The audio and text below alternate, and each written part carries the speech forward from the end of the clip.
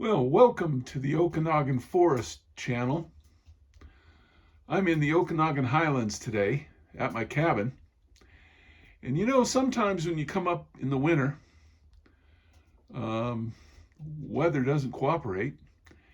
And maybe it's just a good day to spend the day in your cabin and do things in your cabin. So that's what I did today. The other thing that I've realized over the years is that oftentimes when I introduce you to the cabin, I kind of rush through and I really don't show you too many things. And so I'm going to try to go just a little bit slower today and share with you all the crazy things that I've been able to acquire, mostly secondhand, um, and put here in the cabin. And one of the first things here is this Dutch oven that I cooked my breakfast this morning on. I have an old lifelong friend, the captain, who wanted to stop at a garage sale not too long ago, a few weeks ago, and I bought this Dutch oven for $1, and it turned out to be a really good purchase. It was missing a knob for the top, and it didn't have the wire handle. I had to improvise a wire handle, and I really had to go to the bank to get that knob. It cost me about $250, I think, or $275 for that knob for the top handle, or for the lid. And well, gosh, what am I into it? $350, $375, $4. I did cook my breakfast in it this morning, and it was delicious. And one of the things that I found up here is that if I'll cook in a Dutch oven like this, the oil splatter doesn't get around the stove as much. I've got a lot less to clean up. So I think this is going to be a valuable part of my cooking when I'm up here in the cabin. Now let's look up here for a minute. Here's a thermometer, but just below the thermometer is a candle holder, and I like to burn those candles at night. It's very warm and gives you kind of a nice ambiance, and so I have one on each side of the door here. The other thing I would show you quickly here in the kitchen is that big, beautiful jug of water there on the end. That was given to me as a gift by a good friend of mine, Ron, and it just works fantastically. It's just the most wonderful container for bringing water up and using the spigot and everything else, and it just can't really be beat. So today, one of the things I decided to do was to make bannock. And you can see the George plate. I call that a George plate because that's the kind of plate George Washington would have probably had his meal on. It is a pewter plate. Of course, in George's day, they had lead in them, and it kind of made people crazy. This is a newer, appropriate version, but it's a copy of those from Revolutionary days, and I kind of like to use those up here. It's kind of fun. Let's look over here on the other side for a minute. Oh, no, I wanted to tell you also about the bannock. I'll give you my recipe. Let me stand up here for a minute. Try not to move the camera too much. But here's my recipe for bannock today. And I wrote it down on this cutting board. I don't know if you can see it. Okay, bannock, 2 cups flour, 1/2 teaspoon salt, 1 teaspoon baking powder, 1 cup raisins, water, and oil for the pan. The bannock has got a wonderful history. Of course, the fur trappers and people that crossed Canada lived on it, and a lot of pioneers used it, and native Aboriginal people across North America have cooked it for years. Call it pan-fried bread or bannock or whatever, and it just is a wonderful thing for camping. Just delicious. I like to put raisins in mine. You'll see it in a moment. But you can get on the internet, and I've done this, and I've got probably 30 or 40 bannock recipes. And they're all essentially the same, but it's kind of interesting what people put in. And you kind of come up with whatever it is that you want to make. And I like just basic bannock with some raisins in it. And if you do it right, it kind of tastes like a scone with some raisins in it. Really, really delicious and easy to make and so on. So let's go ahead and pivot over here. First of all, by the entrance to the cabin here, I've got wood. And a lot of this wood that I have here is, at least some of it, again, my friend Ron helped with. But you can see that white box. That's actually a corn on the cob plastic box from a grocery store. And that's really nice for storing wood in the cabin and keeping it kind of neat. And you've seen this in other videos, but I'll show it to you again. Up here on the wall, I've got a map of Washington State. And if you get right up here close someplace, I don't know if you'll be able to see it. I don't know if you can actually see it there if it focuses, but that kind of shows where we are up in the Okanogan Highlands. And above that, now these are kind of old now, I have some academic awards and things that my daughter Sarah got, and I'm really proud of her. So I like to show those up here. Now let's go a little bit farther, and again, I'm going to go a little bit slow because I want to show you things. One of the things I used to do is keep a whole bunch of canned goods up here, but in the winter you really can't do that because it'll all freeze and cause a problem. And so I just bring up whatever I'm going to use for the time I'm here, canned goods. And the kind of things I leave here from visit to visit are dried goods. For example, flour for making bannock. And there you can see the George plates up on the cooler. But what's interesting is I take one of these, bear with me for a minute, one of these paper plates. So I've got a revolutionary plate there. You can see that, my George plate. And that paper plate goes in that just like that, and that becomes a holder for your paper plate. And then you throw your paper plate away. And that keeps everything clean and can't really criticize or complain about, you know, a computer not being safe, because it is. And the only other thing I would say here is I've got a hook here. That's a meat hook. It's a Young Road meat hook from Kashgar Bazaar the bazaar in Kashgar in Central Asia that I bought some years ago. And I like to keep the utensils that are my most important, use every time utensils on it, and that's what I do. And then above, of course, and you've seen this in other videos, but for people that haven't looked at those, I've got a long shelf, and there are lots of books and just other things up there. And that really makes for a very friendly and warm place. And there's a picture of me with the bull elk I got years ago. But I really want to show this. I like to use candles, and I lit the candles today just basically to show this brass plate. And you know, at night when you have a candle burning like that, the reflection is just wonderful. I bought that brass plate in Spokane some years ago, and I think it was maybe $3.50. What's also interesting is you see that candle that's burning. I brought that back from China with me a long time ago, but each candle burns for 5 to 6 hours, and they cost me 2.5 cents. So I get 5 or 6 hours of light for 2.5 cents. And boy, I don't know where you can do as good with solar panels or any of that other kind of stuff. It just really works well for me and is a lot of fun. And that's one of the reasons why I like to do it. Anyway, take another look down here real quick at all this various processed wood, all ready to go in the fire. And let's see if we can maybe open the fire just enough so you can see if it's working. I'll try to do this without falling on my face or looking silly. Yep, it's going good. And that bannock is cooking on the stove right now. I cooked my breakfast on this stove this morning in that Dutch oven. And the other thing I oftentimes do, even if I'm going to use the little camping stove, I'll put the bowl, the cooking utensil on the wood stove and warm it up in temperature first. And that's what I always like to do. You can see on top of the stove here, there's a couple teapots. With that little trivet underneath the teapots, that keeps them from boiling. But the water in there is just below boiling temperature, and it's great. You always have hot water to wash your face with or do dishes or whatever the case may be. Now before we look at the bannock, and I want to show that to you and brag a little bit, let's take a look up here.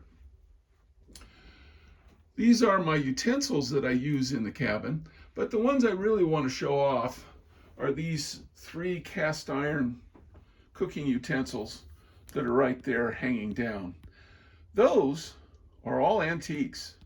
In fact, they're probably about 140 years old. I like to make pancakes in the griddle.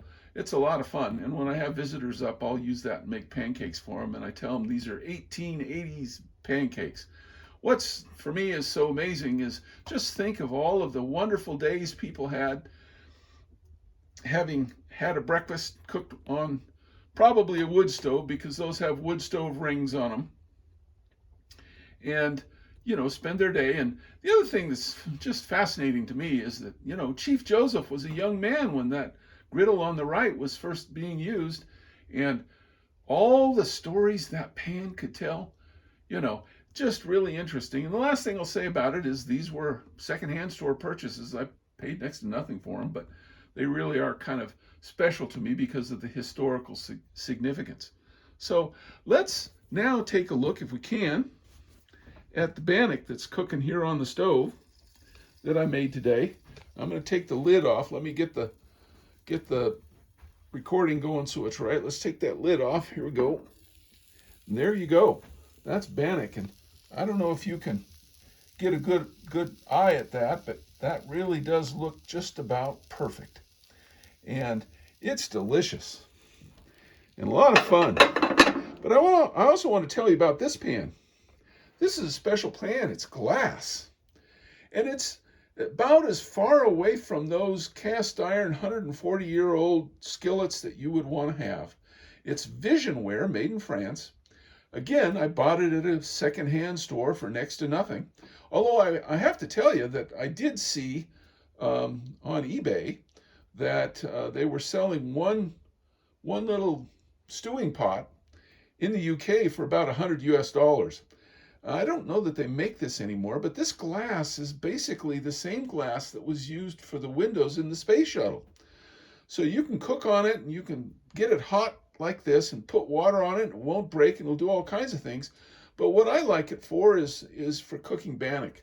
And it's really kind of fun to have this kind of high technology thing that I also got at a secondhand store, and then compare how it works, and it is different from those cast iron skillets that are there.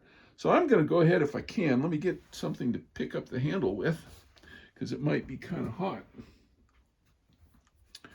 And here we go. And I'm going to go ahead and take the bannock off the stove and put it over here on my deadwood stove, which is just sitting here now. You can see the deadwood stove there. That's what I like to use in the summertime, and that's a rocket stove.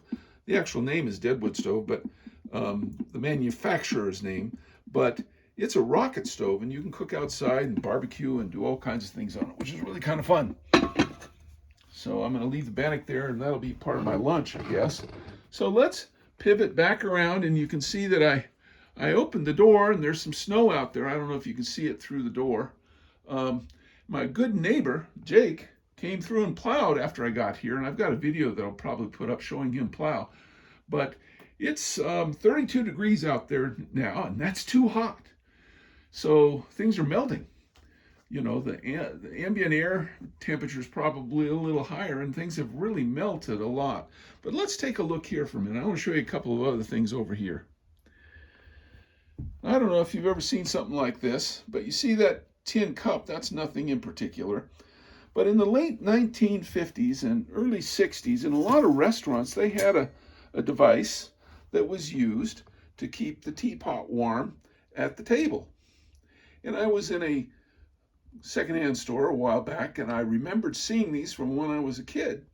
And what that is actually, it's a tea candle inside there, and there are holes on the bottom of this glass holder, and then of course it vents through, and you can put your teapot, or in my case, I put my cup like that on there, and believe it or not, that little tea candle will actually heat a cup like that one that you're looking at in the video up to the point where it's just hot and nice. And so I like to make apple cider in that. And here's another example of where I've used one of those rings for reflection at night, and that really really works well. But then what I have, sorry, I'm kind of not doing very good with the camera. I got to remember that I'm bouncing you all around. Let's get kind of solid so that you can see a little bit better.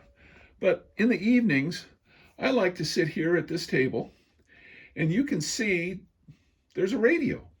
That's a shortwave radio. It's not a very good one, but I have a wire going off up into a tree outside.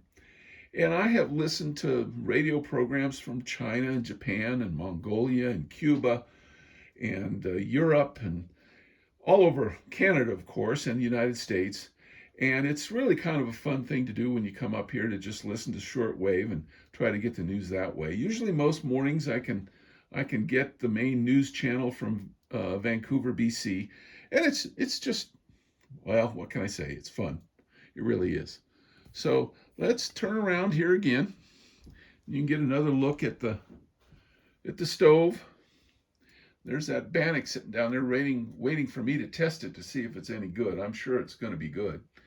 And one of the things I've done, I like to have some goods up here. And so I like to have dry storage, and these buckets with these lids really, really work well for putting things in that you can leave here as dry storage. And then to the right, I have that little stainless steel tower of 4 bowls, and I keep dry things in there like ingredients for making soups and things like that. Where that works really well is with a Dutch oven on the stove, where it's going to cook, for half a day really slowly and work really, really well. Let me show you another part of my stove fire arrangement and talk about that for a minute. You can see a couple of things here. You can see a sack of pellets. These are pellets for pellet stoves for heating. And you can see Presto log there. And what else you see are a lot of egg crates. Well, I cut those egg crates and put some of those pellets on them and then put them in the stove, and it really works well, and it's inexpensive, and it pretty much ensures that I have plenty of fuel to be warm up here whenever I'm here. And it's just a great system. I'm really very happy with it. It works well, and there are no complaints, really. It's something I can bring up. Right now, one of those bags is right around $5. And it lasts a long time, because you just put a cup or so on one of those egg cartons and put it in the fire, and it'll burn. And those little pellets really make good coals once they've burnt. And so you can get a real good fire for cooking or for being warm. And actually the problem oftentimes is you end up being too warm. So let's turn around again here. Oh, I wanted to also point out something up here on top. We didn't say this, but you see the wooden stove on the right. That's actually the wooden stove that my mother used. And then more interesting maybe, that simple wooden stove on the left, that is from my grandmother Elsie. And that was her one wooden stove, or I'm sorry, one wooden spoon that she had. And then up above on the shelf, I've got a really nice coffee pot that Ron and other people have made coffee in.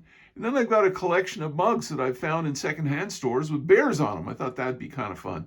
And you can again see, looking all the way down, all the things that are on the shelf. So I'm going to come down here. And one of the things I like to tell people sometimes is that I've got a log cabin in the Okanogan Highlands.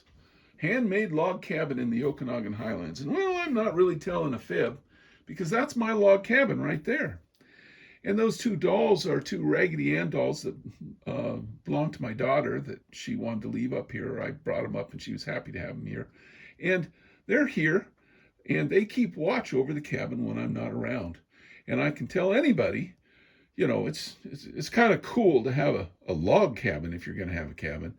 But I can tell you, the cabin that I have here, made out of this 40-foot refrigerated reefer container, is so much more efficient and warm than anything else you could ever want to make. So I'm pretty happy with my cabin.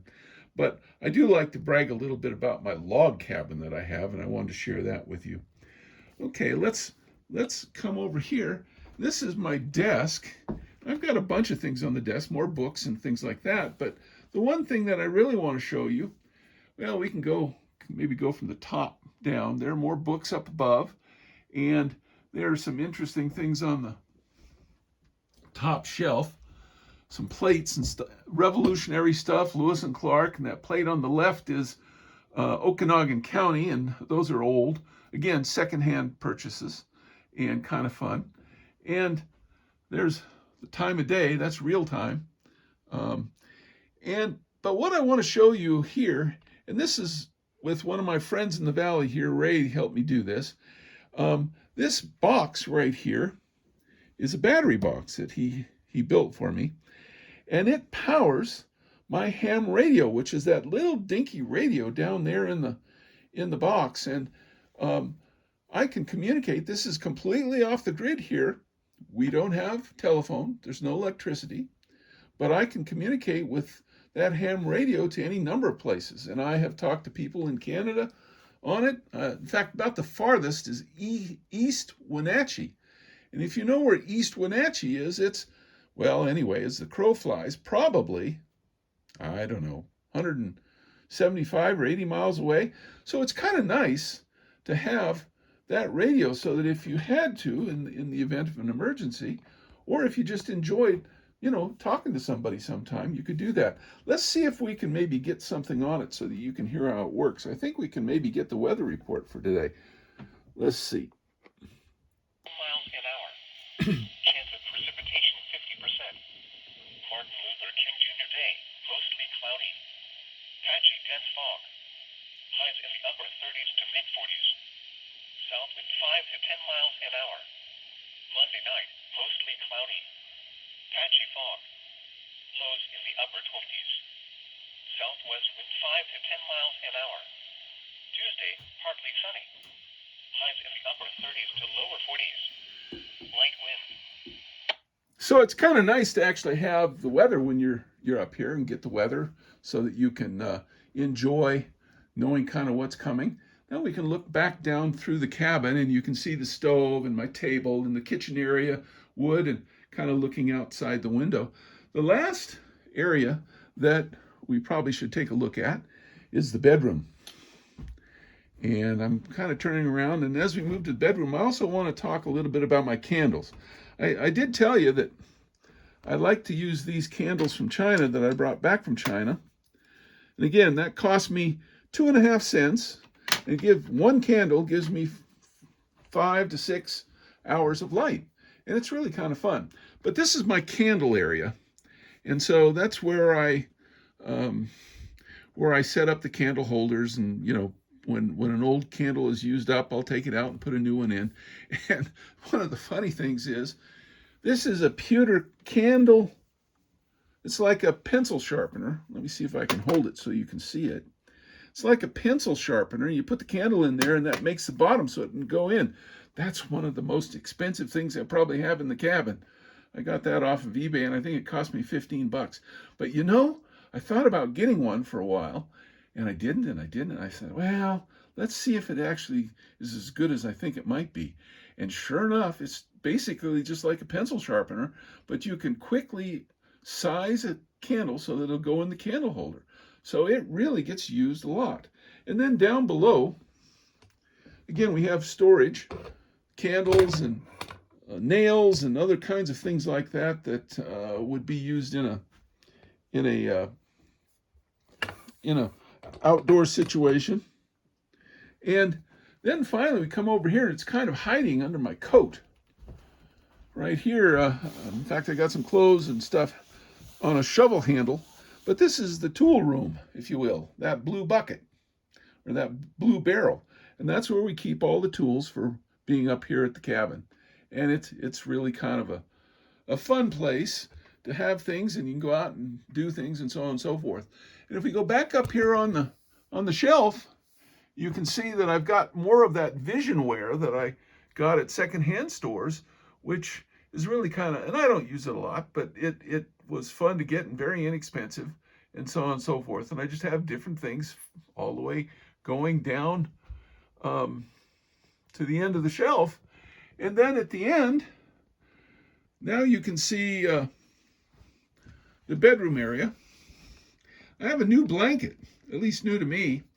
I went to visit my mother not too long ago, and she's in assisted living. And when I saw Ted, her significant other of, I don't know, 40 plus years, he asked if I would like to have this old blanket that she had used. Well, the problem was it was covered in cat hair. And I want you to know that I used an entire roll of shipping tape to try to get that cat hair out, and there's still some cat hair in there. But it really is a nice blanket, and it kept me warm last night. And I would also want to introduce you to Rin Tin Tin there in the corner.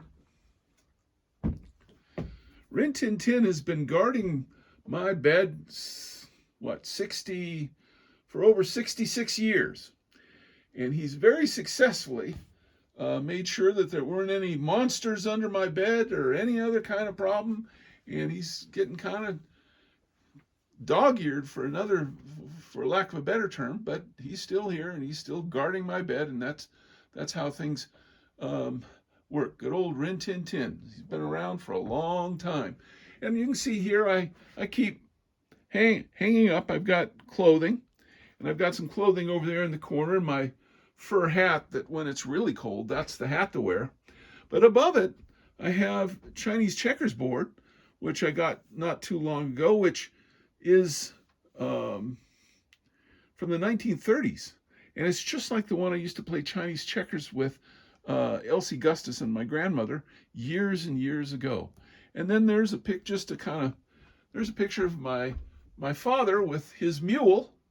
And you can look up there also and see there's a paddle. But I did want to say hello in the mirror here and try to get close enough so you can see. But I want to show you this beautiful hat that I just got.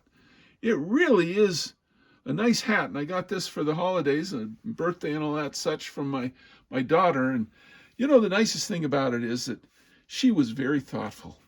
She knew that I liked Smokey the Bear stuff just because of the forest, and she went out and found this hat, and it's kind of the old style, big front, and those are hard to find. And so I really am kind of enjoying it. And speaking of Smokey, there's an old Smokey the Bear sign that I got right there. And then up here in the corner is a picture of my father and me when I was 15, when I got my first deer.